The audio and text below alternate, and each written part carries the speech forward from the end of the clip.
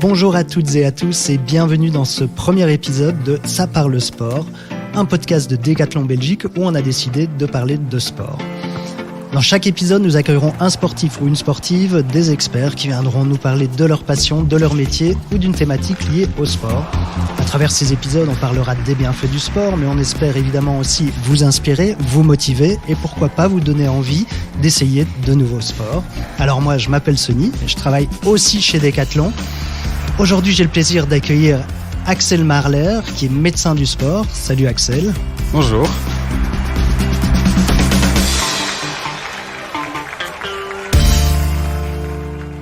Ça me fait plaisir de t'avoir ici à notre micro. L'été, c'est souvent la période de l'année où on teste plein de sports, en famille ou entre amis. Bref, on touche un peu à tout, du ping-pong dans le jardin, des randonnées en vélo.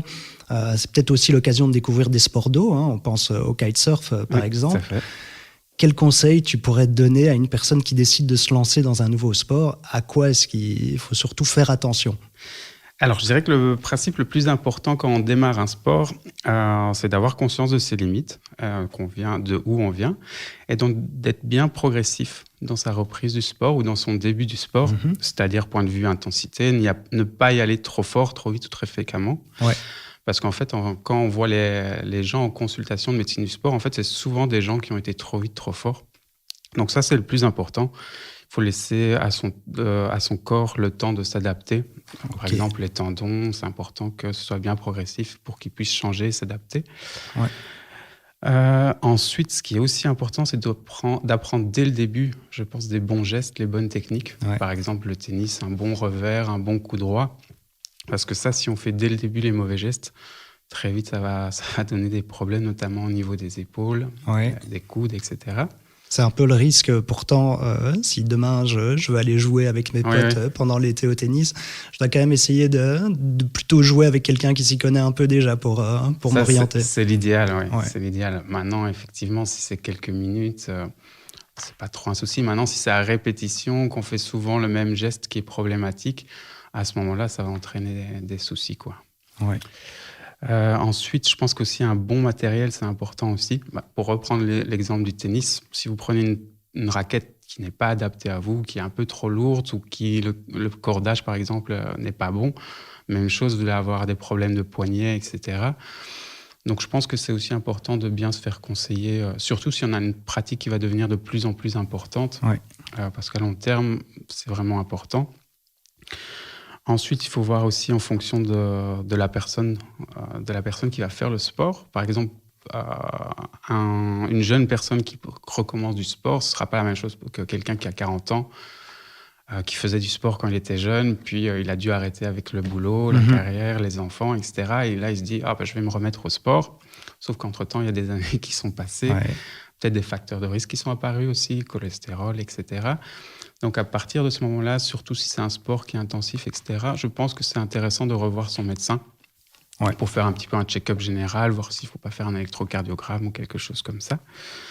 Et puis, dernière chose, je dirais aussi que c'est en fonction du sport. Par exemple, il y a certains sports qui vont demander plus de contraintes, des sports en haute altitude, des sports plus intensifs. Aussi la plongée, par exemple, qui est un sport assez particulier. Donc ça aussi, il vaut mieux aller voir son médecin avant. D'accord. Pour être sûr qu'il n'y ait pas de contre-indication ou quelque chose comme ça. Ok, donc quand même bien se préparer. Oui. Après, je pense que la première chose, c'est de rester le plaisir aussi. Oui. Comme dans tout, s'il n'y a pas de plaisir, je pense qu'on ne va pas être motivé pour continuer le sport ou apprendre plus. Le plus important, je pense que ça reste le plaisir, effectivement. Oui, ok. Est-ce qu'on peut malgré tout déjà s'attendre à quelques effets sur le corps ? Quand justement on découvre un nouveau sport, on fait des mouvements qu'on n'a pas l'habitude de faire, on a peut-être peur de se retrouver le lendemain avec des courbatures. C'est pas grave, hein? Non, c'est pas grave, mais effectivement, si c'est des mouvements que vous n'avez pas fait, que vous avez répété par exemple pendant toute une après-midi, c'est tout à fait possible que le lendemain, ou en tout cas dans les 48 heures, vous allez avoir des courbatures musculaires. Comme tout, il faut être à l'écoute de son corps. Si c'est des douleurs qui sont assez supportables, ça va probablement passer avec le repos, une bonne récupération, un bon sommeil. Ça devrait aller mieux. Maintenant, si c'est des douleurs qui persistent, ce serait intéressant de revoir quelqu'un, mais normalement, ça devrait aller. Ouais. Et à moyen, plus long terme, si vous faites vraiment plus de sport, c'est à ce moment-là que vous allez avoir les effets positif aussi du sport, c'est-à-dire condition physique qui va se développer, vous allez avoir des meilleurs réflexes, une meilleure coordination, etc. Et progressivement, vous allez augmenter le niveau, probablement le plaisir aussi. Vous serez plus à l'aise, ce serait plus sympa. Donc, il y a beaucoup de positifs. Mais Ouais. du coup, petite courbature, est-ce qu'on conseille directement des étirements après la séance ou alors le lendemain? Je sais qu'il y a un peu débat là-dessus. Oui, exactement. Les étirements, pour le moment, c'est un peu le débat. Il n'y a pas vraiment de consensus scientifique à ce propos. Par contre, a priori, quand même, des étirements qui sont longs et passifs juste avant l'entraînement ou après l'entraînement, ça paraît quand même pas très bon. Ouais.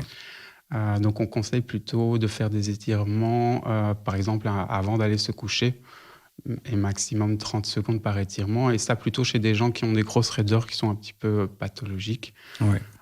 Ou alors, éventuellement, des étirements qu'on appelle dynamiques. Par exemple, les gens qui font de la course à pied, il y a les gammes, etc., qui peuvent être faites en échauffement.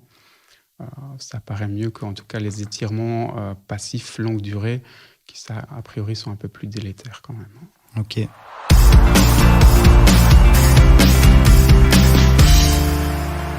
Finalement, est-ce qu'il y a un peu une technique magique pour aider ses muscles à récupérer plus vite? Alors, de nouveau, c'est d'être bien progressif dans sa pratique du sport, y aller bien progressivement. Sinon, ce qui est évidemment très important, c'est l'hydratation, que ce soit avant, pendant ou après l'effort. Il va faire chaud en plus aussi. Effectivement, donc ça, c'est vraiment très important. De l'eau, c'est très bien. Maintenant, s'il fait fort chaud, effectivement, des boissons un peu électrolytes. Comme une marque qu'on ne va pas citer, mais... un peu isotonique, voilà, etc. C'est pas mal parce que quand il fait fort chaud, on va beaucoup suer, donc on va perdre pas que de l'eau, mais aussi des sels. Donc c'est important de corriger ça. Une façon simple, par exemple, de voir si on est bien hydraté, c'est quand on va aux toilettes, juste regarder la couleur des urines. Ça doit être un peu clair comme une bière, en fait. Ouais. Comme une bière, ça doit être bien clair. Si c'est plus foncé que ça, c'est qu'a priori, on est quand même plutôt déshydraté. Ouais. Donc là, à ce moment-là, il faut bien corriger ça. Une autre façon simple, mais qui est peut-être un peu plus contraignante, c'est de se peser avant d'aller faire l'effort.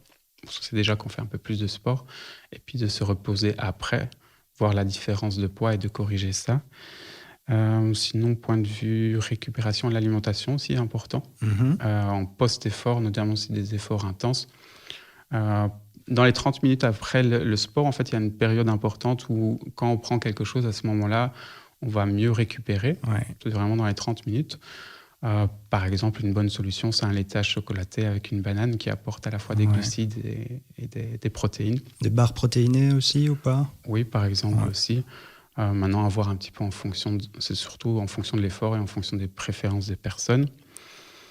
Tout ce qui est repos, c'est important aussi. Un bon sommeil. Un bon sommeil, souvent, c'est un peu négligé, ou des périodes de repos entre les séances de sport, c'est important aussi. Sinon, il y a tout ce qui est massage, cryothérapie, pressothérapie, mais bon, ça, c'est déjà un peu plus... Oui, un peu plus poussé. C'est vrai que si je fais un foot le dimanche en famille, après le barbecue, c'est peut-être pas utile. Non, je pense qu'à ce moment-là, une bonne hydratation, c'est la base, c'est important, repos, puis ça ira.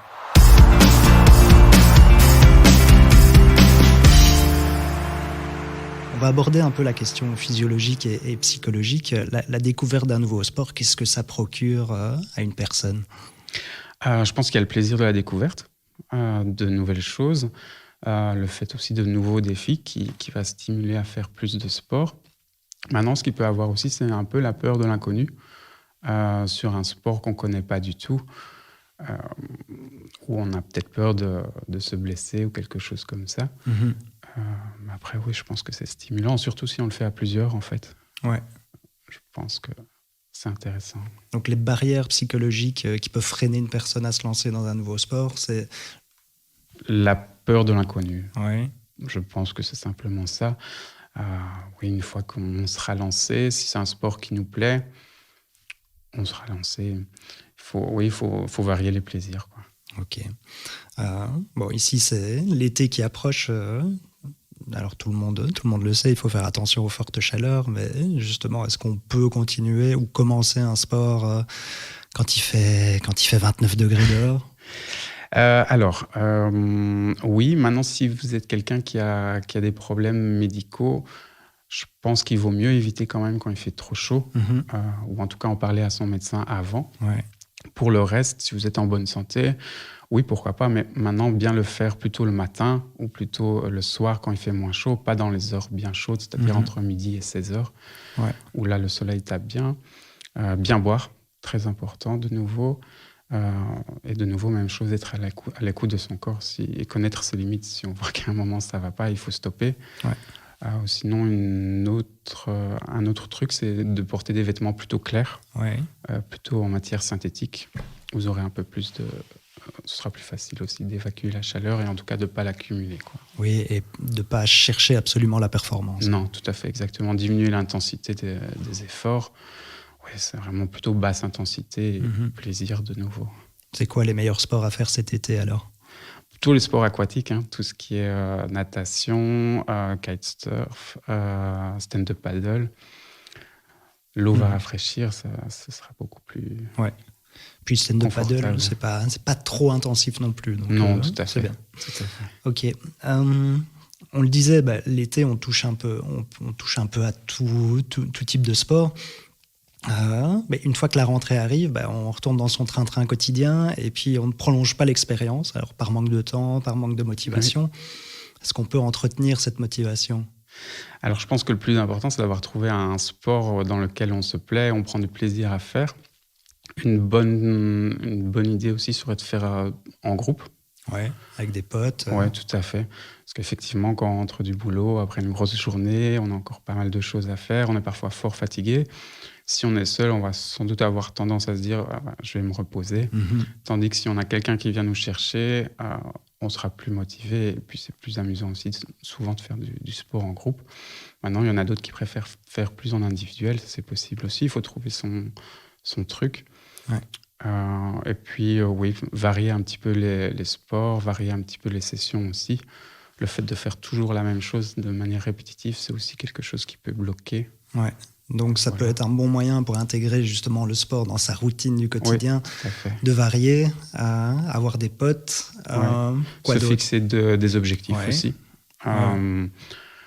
Par exemple, je sais pas, une course, les 20 km ou quelque chose comme ça, se dire dans X temps, je vais faire 20 km, la course les 20 km de Bruxelles par exemple. Se dire ça. Mais du coup, se fixer des objectifs réalistes long terme et pas se dire, OK, dans un mois, je fais 20 km alors que je commence à courir. Oui, non, tout à fait. Il faut rester réaliste et connaître ses limites. Tout ce qui est compétition, ça peut être...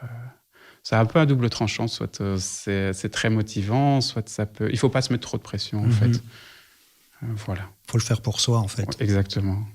C'est l'intérêt du sport, c'est de le faire pour toi. Et c'est vrai qu'aujourd'hui, on a un peu l'impression que les gens font du sport aussi pour se comparer aux autres, avec les applications. On a Decathlon Coach, mais Strava, on peut le citer. C'est pas un peu dangereux, un jeu dangereux? Oui, effectivement. Maintenant, on voit de plus en plus qu'il y a une sorte de pression sociale autour du sport, où effectivement, quand on va sur les réseaux sociaux, on voit beaucoup de gens qui mettent leur exploit sur les réseaux sociaux, et ça peut être ressenti comme une pression. Donc oui, effectivement, toutes ces applications, ça peut permettre de suivre son évolution, etc. Ça peut permettre de progresser. Ça, c'est le vrai intérêt, finalement, de voir sa progression. Tout à fait. Le problème, c'est qu'on risque de se comparer, de vouloir se dépasser, de vouloir aller trop loin, et puis finalement de perdre sa motivation aussi. Oui, tout à fait. Donc je pense qu'il faut savoir l'utiliser, mais correctement. Sans trop se mettre de pression, quoi. Un peu comme les enfants, quand on est enfant, on fait du vélo pour faire du vélo. Oui, exactement. On joue au foot, on se donne sans compter, sans réfléchir. Et puis, qu'est-ce qui fait que quand on est adulte, la donne change? Comme tu le disais, peut-être la pression sociale. Oui, tout à fait, la pression sociale. Plus de pression qu'on se met sur des objectifs qui sont parfois pas toujours réalistes et qui, du coup, quand on les atteint pas... on a tendance à déprimer un petit peu par rapport à ça. Je pense qu'il faut retrouver simplement du plaisir dans le sport et ne pas se mettre de pression à ce niveau-là. Ouais, c'est ça. Donc finalement, quel conseil tu pourrais prodiguer aux futurs sportifs qui vont tester des choses cet été et qui voudraient en tout cas peut-être prolonger l'expérience une fois les vacances terminées? Je dirais tester plusieurs sports, en fait. Ouais. Être ouvert à plusieurs sports, tester un petit peu qu'est-ce qui nous plaît le plus. Bien être progressif dans la façon de jouer, de pratiquer le sport, pardon. Pas y aller trop vite, trop fort. Et puis, oui, d'entretenir ça, par exemple, avec un groupe d'amis ou... voilà, favoriser les bonnes conditions. Ok. Toi, tu m'as dit que tu aspirais à reprendre le foot. Oui, c'est ça. Moi, j'ai fait du foot pendant 20 ans, puis j'ai arrêté par manque de temps. Je suis repassé sur des sports qui prennent un petit peu moins de temps, mais qui, du coup, sont en individuel. Maintenant, comme toujours, ce qu'on aime, ça manque toujours. Ouais. Donc ici, oui, avec la disparition progressive des mesures Covid, oui, je recommencerai le foot. Ok, c'est cool. Donc, tu vas appliquer tes bons conseils. Exactement. Bon, bah écoute, c'est sur ces bonnes paroles qu'on va conclure. Merci, Axel, d'être passé nous voir pour répondre à nos questions. Merci beaucoup à vous. Oui, alors on aurait pu approfondir le sujet, mais bon, voilà, on peut passer des heures à discuter. C'était déjà hyper instructif. Et j'espère en tout cas que ce podcast, il vous aura donné envie de tester plein de sports cet été, mais surtout qu'il vous donnera les clés pour continuer après les vacances. Et puis qui sait, peut-être allez-vous découvrir le sport qui vous correspond, comme tu as dit, il faut tester et ne pas hésiter. Voilà, moi c'est tout le mal que je vous souhaite. Merci de nous avoir écoutés. Moi je vous dis à très bientôt pour un nouvel épisode de Ça parle sport.